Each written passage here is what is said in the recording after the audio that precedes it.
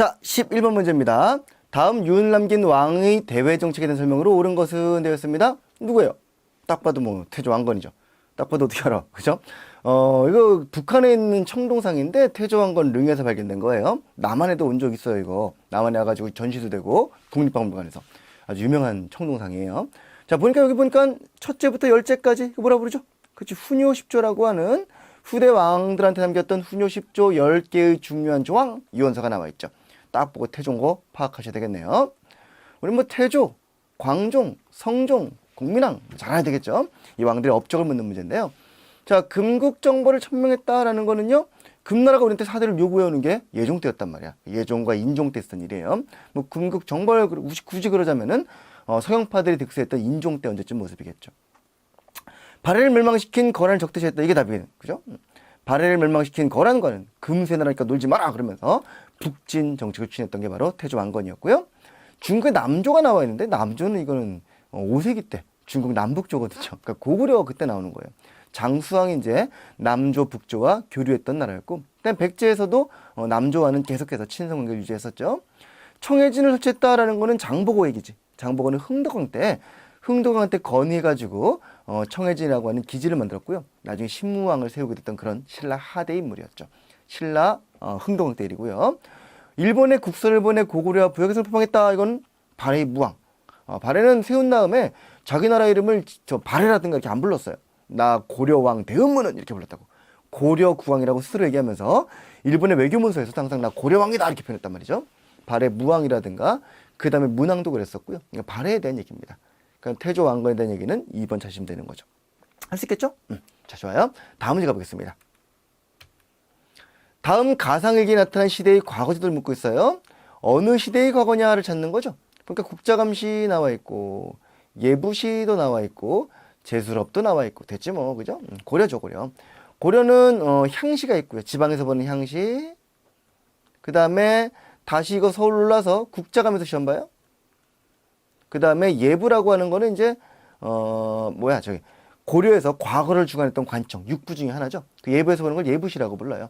이런 식으로 단계별로 시험을 보게 되어 있는데 예부시 이 단계 가면은요, 우리 명경업 유교 경전에 밝은 사람 뽑는 거죠. 제수럽 논술을 잘하는 사람이죠. 그러니까 논술이니까 못 묻겠어요. 정책을 알고 있는지, 그다음에 글을 잘 쓰는지 이런 거, 정책과 문장. 이게 문과고요. 무과 없었고요. 잡업, 잡과는 이제 잡스러운 율서산 이런 거 뽑는 거고요. 승과 스님들 뽑는 거죠. 이런 시험들이 있었습니다. 무과가 없이 명경, 제수럽, 잡업, 승업 등으로 구성되어 있었죠. 고려의 과거제도예요. 자, 볼까요? 하급 실무진을 뽑는 취재가 운영되었다. 취재라고 하는 거는 언제? 조선시대 가서 하급 실무직을 잡과로도 뽑지만 취재로도 뽑았단 말이에요. 우리 잡과는 필기가 필요한 것들. 이를테면 필기가 필요한 게 의학이라든가 역관, 통역관 같은 것들 이런 거. 그 다음에 음양과 뭐 이런 것들. 이런 것들이 보통 이제 시험으로 보는 거고, 나머지 산도화학 계산하는 거, 그림 그리는 거, 도교 관련된 거, 음악 이런 것들은 일반 취재로 뽑았어요. 조선시대 얘기고요. 제술, 명경, 잡승 이게 답이겠네요. 지공거는 과거 시험을 주관하는 사람이에요. 그러니까 과거 시험을 출제하고 채점하고 이런 사람을 지공거라고 부르는데, 이 지공거랑 합격자 사이에는 당연히 끈끈한 관계가 있겠지. 나를 합격해 주신 분 이래가지고, 그 좌주라고 하는 거는 좌석의 주인이라는 건데, 보통 지공거가 좌주가 되고요. 합격자는 문생이 됩니다. 좌주 밑에 문생들이 쫙 앉아가지고 내가 시험 볼 때 그 감독관이었던 분하고 은혜를 갚는 거지. 이게 좌주 문생 관계라고 하는데, 귀족들이 이 관계를 이용해서 왕권을 제한하고 이랬단 말이야. 왜냐면 보통 국자감을 통해서 공부한 친구들이 과거 합격을 하면은 왕편이에요. 근데 그 중간에 귀족들이 끼어가지고 넌 내 새끼야 이런 식으로 귀족들의 어떤 통제력 하에 두려고 했기 때문에 이 좌주 문생 관계는 귀족들의 힘을 되게 키워주는 그런 조치였단 말이죠. 기억해 두시고요. 인재를 천거받는 현량가라는 거는 조선 때 조광조란 인물이 잠깐 실시했던 추천제도입니다. 그러니까 기역과 디귿, 리을은 조선이고요. 니은과 디귿이 조선시대 거. 답은 3번 되겠죠. 낙서가 많아가지고 3번이 답입니다. 됐나요? 자, 13번 가겠습니다. 밑줄근 왕의 정책으로 옳지 않은 것은, 자, 홍건적이 들어오자 왕은 왕비인 노국공주, 아이고 많이 들어봤다, 그죠? 공민왕, 마누라죠. 노국공주. 원나라 공주인 노국공주를 잃고 시름에 빠져서 막 공민왕에 방황하고. 들어봤죠? 자, 공민왕과 노국공주 얘기인데요. 홍건적이 들어오자 안동으로 도망갔어요. 피난간 거예요, 왕이. 나라 동쪽에 편안한 곳이다. 그래서 이때부터 안동이란 지명이 생겼다는 뭐 그런 썰이 있습니다. 믿거나 말거나. 자, 안동 지방으로 피난 갔는데요. 이 바로 왕, 공민왕, 도망갔던 왕, 공민왕에 대한 업적을 묻고 있는 거죠. 공민왕 중요한 왕입니다. 노비양건법 이거는 에휴 고려 광종이잖아, 그죠? 모르면 안 되겠죠. 광종이 노비를 살펴가지고 호족들의 노비를 부당한 노비를 양인으로 바꿔준 거죠. 세금을 걷고 호족의 힘을 누르기 위해서. 자, 정동행성 이문소. 정동행성은 동쪽을 정벌하기 위해서 만든 임시관청으로서 원나라가 일본 원정하려고 만든 거예요.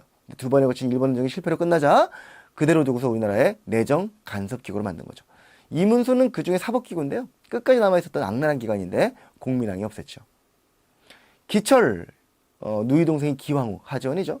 이 기철 등 부원세력 숙청했던 게 역시 공민왕. 신돈을 기용하여 전민 변정사업 공민왕. 쌍성총관부, 원나라가 만든 직할령인데 이걸 탈환할 때 바로 이자춘, 이성계 아버지가 공을 세우죠. 공민왕. 정답은 1번입니다. 다음 문제 갈게요. 14번입니다. 자, 13문제예요. 다음 설명에 해당하는 문화유산입니다. 건물, 정면, 세칸, 측면, 네칸 모르겠고 주심폭의 맛배 지붕으로 배울림 양식이고요.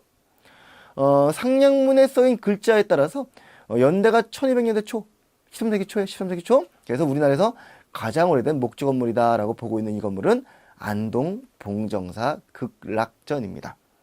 여기 뭐 여러 가지 용어가 나와 있는데 주심포, 맛배. 우리 건물을 지을 때요. 기와집에 이렇게 쓰면은요. 기와 지붕이 되게 무거워. 기와 돌이잖아. 그죠? 기와를 붙이는 접착제도 흙이에요. 되게 무겁기 때문에 이 기붕의 무게를 분산시키는 여러 가지 복잡한 기구가 기둥 안에 많이 들어있어요. 뭐 대들보, 뭐 돌이, 석가래 이래가지고 그 지붕의 구조의 맨 끝에 나와 있는 게 공포라는 겁니다. 아이고, 자꾸 이게 대상이 눌리네요. 공포. 이 공포라고 하는 거는 공포. 이거 조금 뒤로 가서 좀 자세히 보자면은요. 새 날개 모양으로 이렇게 생겼어요. 이런 식으로 생겼는데 아마 본 적 있을 거예요. 건물 끝에 ik공이라고도 부르는데 그래서 ik공 날개 ik자를 써가지고 이 공포는 본래 기둥 위에만 하나씩 있는 게 정상이에요. 그래서 기둥 위에 공포가 하나씩 있으면 이거를 주심포라고 불러요. 그림 좀 웃기죠? 근데 이 공포가 워낙 이쁘기 때문에 색칠도 하고 이래요. 그래서 요 공포 사이사이에 또 공포를 넣어놔. 이렇게 많은 공포가 들어있는 거를 다포라고 불러요. 그러니까 주심포라고 하는 거는 기둥 위에만 공포가 있는 거고 다포는 공포가 많이 붙어 있는 겁니다. 맛배 지붕은 지붕 스타일인데 기와집을 위를 얹을 때, 지붕을 얹을 때 이런 식으로 얹는 거를 맛배라고 불러요. 양쪽에만 기와가 올라가 있는 거죠. 그죠? 자, 근데 옆에가 텅 비어 있거든. 그래서 요거를 사다리꼴 모양으로 만들어서 옆에도 기와를 얹게 만든 거. 여기도 기와, 여기도 기와 이렇게 만드는 거를 우진각 지붕이라고 불러요. 그 다음에 맛배 지붕에서 하나 더 나가서 이런 식으로 만드는 거 많이 봤죠? 이렇게 기와가 이렇게 되는 기와가 이런 거를 팔짝 지붕이라고 불러요. 아시겠나요? 맛배, 우진각, 팔짝이라고 부릅니다. 지붕 스타일이에요. 배울림은 기둥의 양식인데 기둥이 통통하게 만들기 위해서 앞에를 가운데를 동그랗게 이렇게 홀리는 거, 이렇게 가운데가 볼록한 거, 이걸 배가 둥그렇다 해서 배울림 기둥이라고 부르는 거죠. 이런 양식이 이제 고려 때 많이 만들어지는데요. 바로 여기 있는 안동 봉정사 극락전이라든가 영주 부석사 무량수전, 예산 수석사 대웅전 이런 것들이 바로 주심포 양식으로 만든 우리나라 초기의 건물들이에요.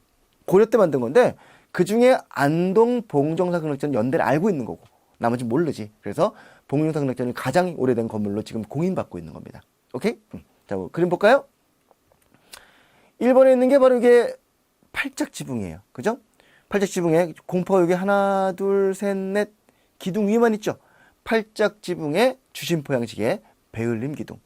이 건물은 매우 유명한 건물입니다만 연대를 알 수 없기 때문에 비슷한 시기인데요. 연대를 알 수 없기 때문에 가장 오래된 걸로 공인은 받지 못한 거죠.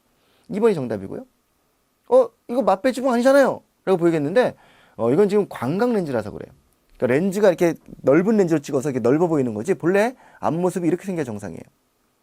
맛배 지붕은 앞모습이 이렇게 딱 달라지는 거지. 여기 맛배 지붕이고요. 이렇게 사다리꼴로 보이면 이게 우진각일 확률이 높은데 방금 말한 대로 이거는 화면상, 렌즈상 그렇게 찍힌 것 뿐이지, 이렇게 생긴 겁니다. 본래는요. 3번은 보은 법주사 팔상전. 양란 이후에 만들어진 양반들의 지원으로 만든 건물 3개입니다. 3번, 4번, 5번. 셋 다 중요합니다. 3번은 5층, 4번은 3층, 5번은 2층인데 셋 다 양란 이후, 임진왜란 끝나고, 양란 얘기하면 임진왜란 끝나고 만들어진 양반의 지원으로 만든 대표적인 건축물. 외워두세요. 이거는요. 5층, 3층, 2층으로 다층이라는 게 특징이에요. 오케이?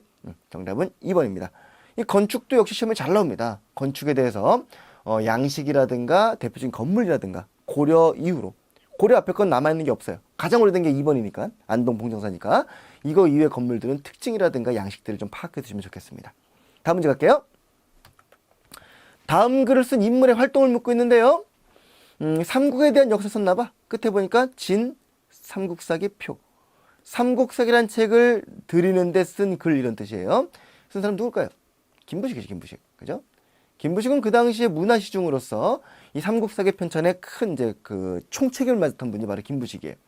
보니까 군왕의 선악, 충성의 충사, 국가의 안위, 백성의 치란, 이런 것들을 전부 다 유교 덕목이에요. 김부식 유학자였기 때문에 합리적인 유교적 사관에 의해서 역사책을 썼다라고 평가받고 있죠. 자, 볼까요? 문헌공도 만든 사람 누굽니까? 최충. 아까 우리 지공거란 얘기가 나왔는데 그 지공거가 나와서 학원을 차려요. 이걸 사학이라고 불러요. 잘 되겠죠, 그죠? 교육과정 평가원장이 학원을 차리면 얼마나 잘 되겠어. 이 사학에 끼어든 학생들이 시험을 봐가지고 합격을 하는 거야. 그게 바로 문생이 되는 거죠. 지공거는 좌주가 되는 건데 이 전 지공거들이 나와서 차린 학원이었기 때문에 이 학원의 원장들도 역시 좌주가 되는 거예요. 학원의 원장들이 합격생들한테 큰 은혜를 끼친 거지. 그죠? 좌주문생각이 끈끈했던 거는 바로 이 귀족들과 새로운 관료들의 관계였던 거죠. 그 학원 중에서 12개가 유명해서 그걸 사학 12도라고 불러요. 그중에 제일 유명한 게 바로 최충의 문헌공 무리, 문헌공도였습니다. 최충의 호가 문헌공이었거든요. 만권당은 책 만권이 있는 집, 이재현이라는 충선왕 때인데 고려 말의 유학자가 성리학을 발달시키려고 충선왕 때 원나라 수도인 연경에다가 만든 집이 만권당이에요. 여기서 원나라 학자들과 함께 유학을 교류했다는 거죠. 서경에서 묘청이란을 진압한 게 바로 김부식이고요. 김부식은 개경파의 대표로서 묘청과 대립했던 사람이에요. 교정도감을 통하여 정치 권력 행사했다. 이거는 누구? 최충원이 최충원. 무신. 최충원 집권 초기에 암살 미수 사건이 터집니다. 이걸 조사하려고 만든 교정도감인데 암살 사건이 끝나고 나서도 이걸 둔 다음에 지가 교정 별감이 돼가지고 교정도감을 통해서 권력을 행사합니다. 교정도감은 최충원 이후, 최씨 집권기 이후에 등장했던 대표적인 권력기구. 불교상을 바탕으로 정리했다 돼 있는데 이 사람 유교. 불교는 누가 있습니까? 일현이라는 스님이 삼국유사를 지었죠. 그게 바로 불교상을 바탕으로 했던 역사책이겠죠. 됐나요? 자, 15번 정답 3번 되겠고요. 다음 문제 갈까요? 16번입니다. 지도를 통해 알 수 있는 제도인데요. 지금 서울에 있는 경창으로 전국의 창고에서 뭔가를 막 옮기고 있는데 육로, 수로, 해로를 통해서. 뭘 옮겨? 서울을 향해서 올라가는 이 창고들은 각 지역에 있는 대표적인 곡식을 보관하는 창고예요. 힌트가 됐나요? 그렇죠. 바로 세금. 조세를 딱 거두면 이게 다 쌀이었거든. 이 쌀을 서울까지 어떻게 운반해? 그죠? 그래서 바닷길이라든가 육로를 통해서 서울로 올라오는 이른바 조운이라고 하는 제도가 있어요. 조운제도. 조운제도는 바닷길이나 육로를 통해서 지방에 있는 쌀을 서울로 올리는 제도입니다. 지금처럼 은행이 있어서 막 송금하고 이런 게 아니었기 때문에. 그죠? 직접 현물로 옮기는 거예요.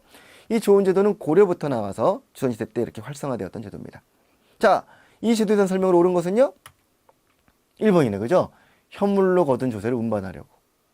공문서 전달, 주로 이제 역원제라는 게 있는데, 역과 원. 역원제라든가, 나중에는 파발제다 같은 게 있어요. 역은, 교통의 요지에 설치되어 있는 말이 보관되어 있는 곳이 역이에요. 지금의 기차역 할 때 그 역자입니다. 지금의 역을 말맞자 앞에 쓰거든요. 이렇게. 강남역 할 때 역자, 서울역 할 때 역자인데, 이 역제도가 바로 이때 나온 거예요.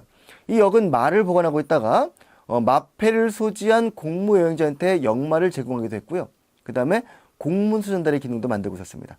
그래서 원은 그 역에 왔다 갔다 하시는 관료들이 머무는 숙소를 말해요. 숙소. 여관 같은 거지, 여관. 그래서 여관제 그러면은 이렇게 지방과 중앙을 전달하면서, 연결하면서 문서 전달도 하고, 그리고 어떤 지방에 나아가는 사람들이 행차할 때 업무를 보기도 하고 이런 곳이죠. 파발은 봉수제도라는 건 알죠, 이거는. 봉합불로 피우는 거. 이게 임진왜란때 유명무실해지면서 다시 만든 제도인데, 파발은 직접 들고 뛰는 거예요, 사람이. 뛰어가서 전달해 주는 거지. 그래서 이것도 역시 문서 전달을 위해서 만들었던 거로 가능합니다. 그러니까 2번은 여건 또는 파발, 4번은 여건제도에 대한 얘기고요. 3번은 바로 봉수겠죠, 봉수.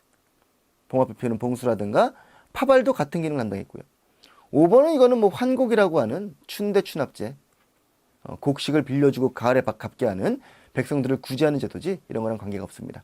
그러니까 조은이라든가 여권, 파발, 봉수 전부 다 중앙에서 지방을 통제하는 목적도 있는 거예요. 그죠? 중앙 집권을 위해서 이런 것도 같이 염두에 두시고요. 다음 문제 갈까요? 17번입니다. 교사의 질문에 대한 학생의 대답을 묻고 있는데요. 세조 때 시작해서 성종 때 완성된 책이고요. 내용은 왕명, 왕의 교지, 조례 등 영구히 준수할 것을 모아서 엮은 것으로 법치국가의 토대를 만들었대요. 뭡니까 이거? 바로 경국대전이라는 법전이죠. 조선의 가장 중요한 법전이죠. 자, 업무 관련 내용이 일지 형식으로, 일기지 뭐 이거는, 그죠? 대표적인 거로 시정기라든가 관청의 업무 내용을 적은 걸 시정기라고 불러요. 관청의 일지들 이런 것들. 대전 통편을 보완한다? 대전 통편은 이건 정조 때 만든 그 법전이에요. 이건 지금 한참 전에 만든 거고 이걸 보완할 리가 있어. 경국대전을 나중에 다시 보완한 게 속대전이고요. 영조가 만들었죠. 이걸 다시 만든 게 대전 통편이고요. 정조가. 그다음에 고종 때 대영군이 대전 회통을 만들어요. 우리나라 법전들인데 시기적으로 이게 더 후대기 때문에 대전 통편 보완 말이 안 되죠. 왕의 역사를 후대에 남기는 건 실록이죠. 실록은 국가의 역사를 후대에 남긴 거고, 충신, 효자, 연려, 삼강행실도란 책이죠. 뭐 실록에 많은 거 있습니다. 이거는요. 왕의 역사를 남기는 거는요. 뭐 승정원 일기도 가능할 것 같고, 일성록 같은 정주 일기장도 있었을 거고요. 이호, 예병, 형공, 육조를 나눠가지고 만든 게 바로 경국대전입니다. 세조 때는요. 그 중에서 형전과 호전이 완성됐고요. 나머지 성종 때 이예, 병공 4개가 완성이 됐습니다. 정답은 5번 되겠네요. 뭐 경국대전 유명한 책이니까 알고 계시죠? 다음 문제 가겠습니다. 가에 해당하는 왕의 정책이에요. 호패네, 호패. 그죠? 호패법을 처음 만든 왕은요. 그렇지, 태종입니다. 태종업적 뭐 매우 임포턴트. 조선 초에는 태조, 태종, 세종, 그 다음에 세조, 성종. 특히 태종, 세종, 세조, 성종 4명의 업적은 꼭 기억하시고요. 태종은 왕권 강화를 위해 노력했던 사람이에요. 규장각은 정조. 자, 부산포, 제포, 연포는 세종대왕이 왜구를 격퇴하고 열어준 항구였죠. 사병역파, 신문고 운영 전부 다 태종입니다. 최근에 끝난 사극 정도전에서 정전이 사병혁파를 결국 왕자의 난으로 제거를 당하죠. 그 제거당하고 나서 태종이 왕이 오른 거예요. 이 태종 역시 위험했던 사병을 혁파하는데 심혈을 기울였던 왕이에요. 태종의 사병혁파. 신문고는 백성들의 억울함을 들어주기 위해서 만든 북 들어보셨죠? 자, 동의보가 먼저입니까? 임진왜란 끝나고 바로 광해군 때 허준이 편찬했고요. 동국통감은 성종 때 완성된 우리의 역사책입니다. 문화적 업적도 이건 뭐 암기밖에 없습니다만 좀 정리해 두시되 그냥 암기가 아니라 엮이는 구별되는 그 파트가 있단 말이죠. 이 왕은 왜 이런 걸 만들었을까? 이런 걸 생각하시면서 하시면은 어렵지 않게 정리될 수 있을 거예요. 좀 정리해 두시기 바라고요. 다음 문제 가겠습니다. 가 기간을 묻고 있는데요. 세종 때 집현전을 계승해서 성종 때 만든 거. 집현전은 어진 사람들을 모아두는 관청인데 세조가 왕권 강화를 위해서 없애버렸어요. 그리고 이걸 다시 계승한 게 넓을홍, 글얼문, 글을 넓히는 관청인 홍문관이에요.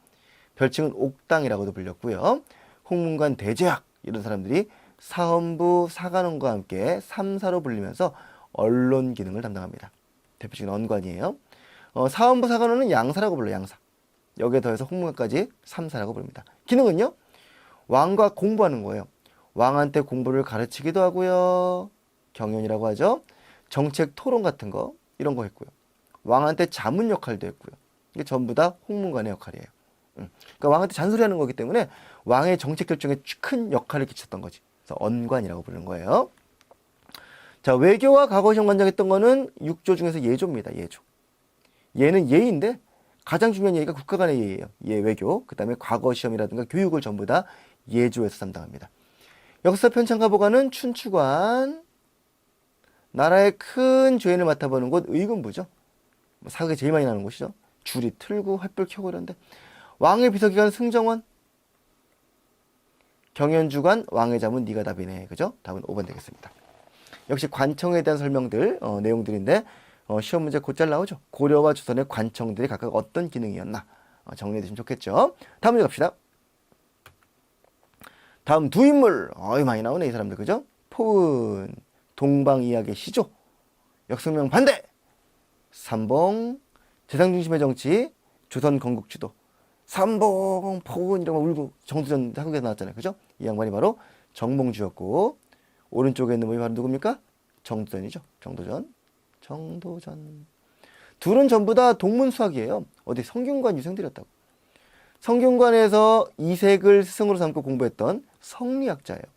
이 성리학을 개혁 이념으로 삼은 건 둘 다 똑같아. 아마 이 사람이 더 심했을 거야. 5살 선배거든요. 선배 후배인데 우리 몽주형이 더 개혁에는 뜻이 밝았던 분인데 이 몽주상을 배운 게 도전이란 말이야. 이 도전이 이거를 고려를 뒤집는 데까지 나아갔던 분이고 이 양반은 고려를 지키면서 개혁을 하고 있었던 분이고 둘의 차이가 있을 뿐이지 성향은 같습니다. 성리학을 바탕으로 권문서적 부셔버리고 개혁을 해보자는 거죠. 그죠? 자, 공통점은요. 그래서 성리학을 수용했다는 2번이 답이 되는 거죠. 1번은 주로 문벌귀족들 얘기고요. 중방은 무신들의 회의기구고요.